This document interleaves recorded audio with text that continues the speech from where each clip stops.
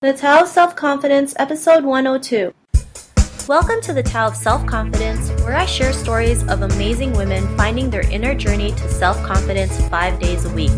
Visit our blog at thetaoofselfconfidence.com.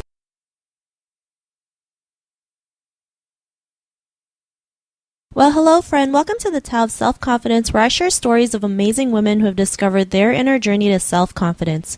I'm your host today, Sheena Yap Chan. And today I have a special lady on all the way from Singapore. So you can imagine, this lady's in Singapore. I'm in Hawaii. The time difference is just insane. I think it's like 18 to 20 hours. I'm not even sure.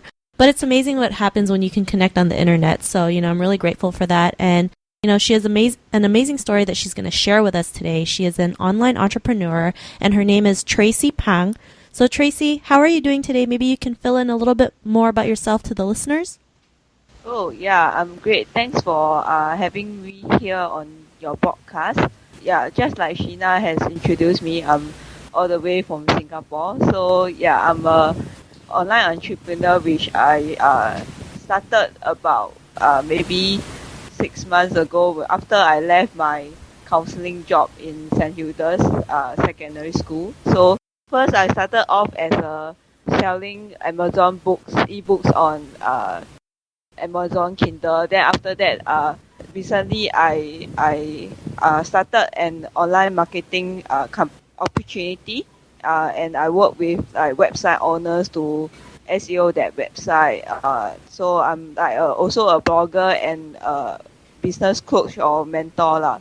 Yeah, so that's briefly about me. Awesome. Well, thanks for sharing that. And, what's your cultural background? My cultural background is I'm born in Singapore and grew up locally. So you can see that I'm not very good in my English because actually my main language is my mother tongue, which is Chinese. So my parents divorced when I was in my teens. So now staying with my mom. So she is a Chinese speaker. So that's why I'm always good at my Mandarin and not my English lah. So I have a elder sister who is also married and living on her own.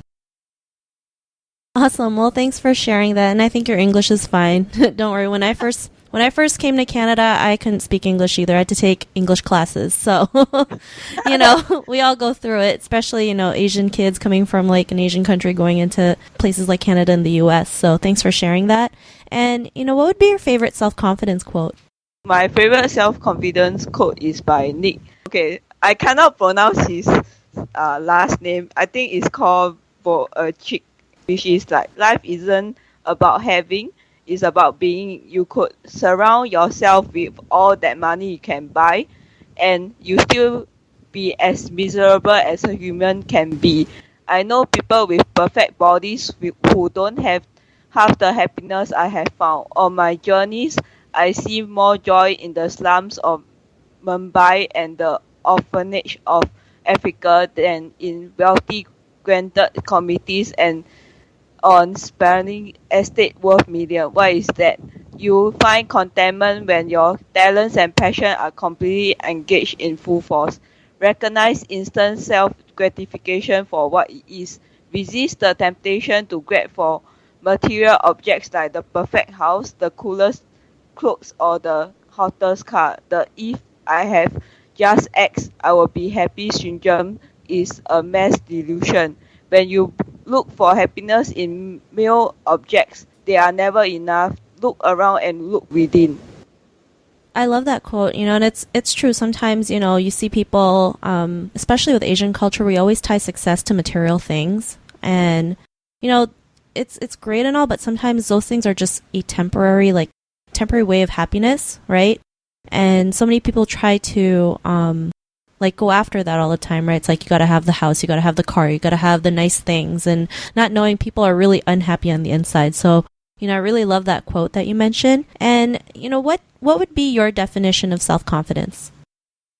Actually, interestingly, when I was studying for a counseling degree, my lecturer actually have this definition of self-confidence and self-esteem. which I think people are always confused between self-confidence and self-esteem. So for me, right, I define self-confidence as having the trust in oneself that he or she has the abilities to do what they intend to do. And then self-esteem, on the other hand, is the image that you perceive yourself to be lah. So that's why I think it's important to have both self-confidence and self-esteem, and it's important to be able to differentiate them, because without self-confidence, right, you will not be able to have self-esteem. That's what I think. I like that, and it's true, right? You know, a lot of people don't realize that self-confidence and self-esteem are two different things. So I'm really glad that you mentioned both definitions for our listeners. So thank you so much. And, you know, Tracy, what was your life like before your discovery of self-confidence? Oh, actually, before the discovery of self-confidence, my life is typically in a mess lah, because I grew up in an abusive family. So I was abused by my dad when I was quite young lah. So that's why my parents divorced when I was a teen, because the case was reported and he was jailed for the abuse offense. So for me, on several occasions when I was in my teens, I attempt suicide, and on many occasions. So being in a negative state and having a victim mentality, right? So for me, it's like life was spiraling down, and then I was like attracting the wrong people in my life. So I wasn't someone who see a future for myself. And then I think the worst part for me is that I try to drag everybody down with me. So whenever I feel bad, right, I want other people to feel bad for me also, because I don't know, it's like a sense of achievement or something like that. But that is my life before my the discovery of self-confidence. Well, thanks for sharing that. And, you know, it's great that you were able to, you know, report that abuse, because, you know, there's so many, you know, women in Asian countries that, you know, they are in these situations and they can't even report it, or, you know, places like China, they don't even recognize it. So I'm really glad you're able to come out of it and be able to, you know, survive from it, right? And, you know, it was that aha moment when you realized that, you know, you were someone who can do something, you know, you weren't going to be negative anymore, you were going to just make a change in your life. Actually, I have a few aha moments in my life, and it all started with one motivation video that I saw on YouTube one day when I was maybe 17. I can't remember the exact age, but I still can remember briefly what the video is about. A person that has a heart hurt a lot of times, and then because of this hurt, right, he typically grew up to be a stronger person. And then there was some day this person asked him, why? Because you getting hurt and hurt again, then you still be able to like go up stronger and trust people. Then he said something like, because it's from all this hurt that you grew. So I thought, wow, it's such a like inspiring story, and then it impacted me quite a lot lah. So at that time I was quite negative, right? So but then because after I watched the video, I slowly moved out, and then but I didn't really take a massive action, and I was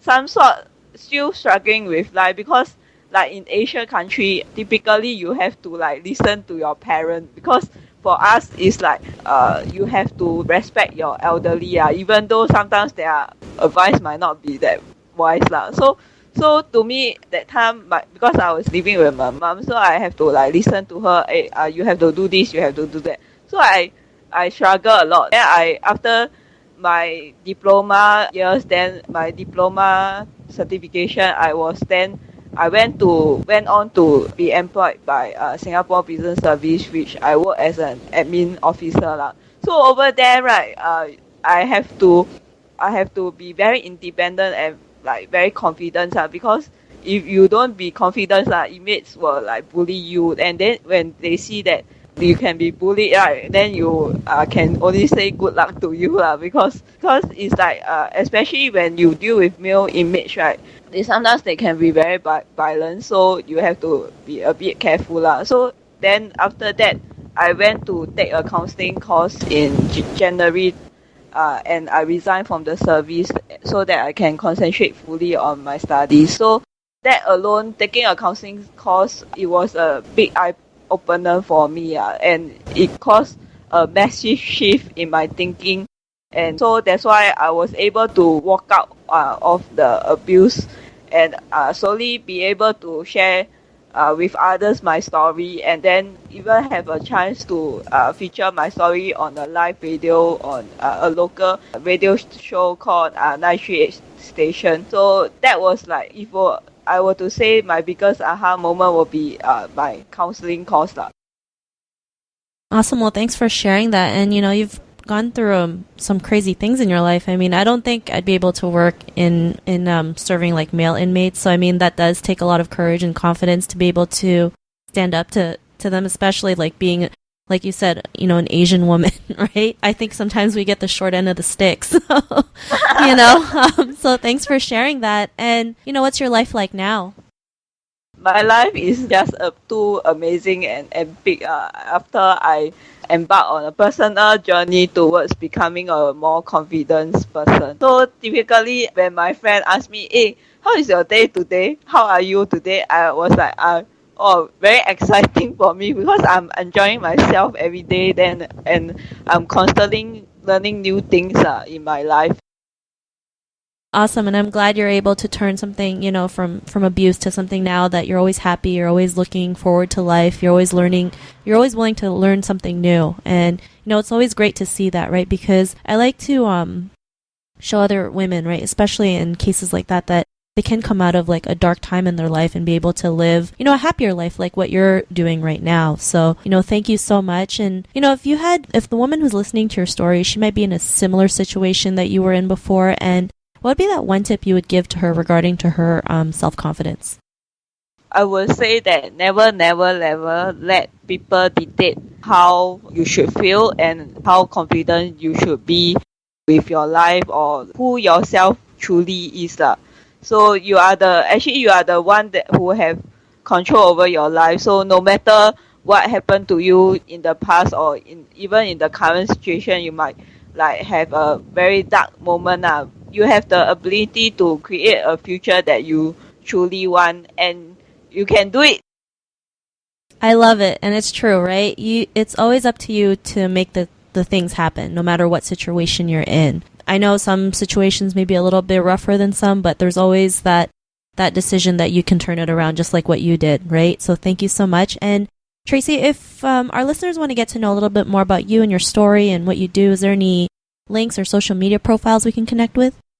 You can visit my blog at www.tracypang.com, or you can connect with me on my Facebook profile, which is www.facebook.com/pang.x.qi. All right. Thanks for sharing that. And to our listeners, if you want to connect with Tracy and get to know her, or maybe get to know a little bit more what she does, you can also head on over to thetowofselfconfidence.com and search for Tracy's name. Her show notes will pop up along with everything else we talked about. And I really just want to thank Tracy for taking the time to share her story. So thank you so much. Yeah, thank you to you also for having me on this. No problem. It's just an honor to have you on. So listeners, be on the lookout for another new episode of another amazing woman's journey to self-confidence. And we'll talk to you soon. Bye for now. Thank you for joining us on the Tao of Self-Confidence. Visit thetowofselfconfidence.com for links to everything we chatted about today, as well as killer resources, gifts, and so much more. Start your inner journey to self-confidence today.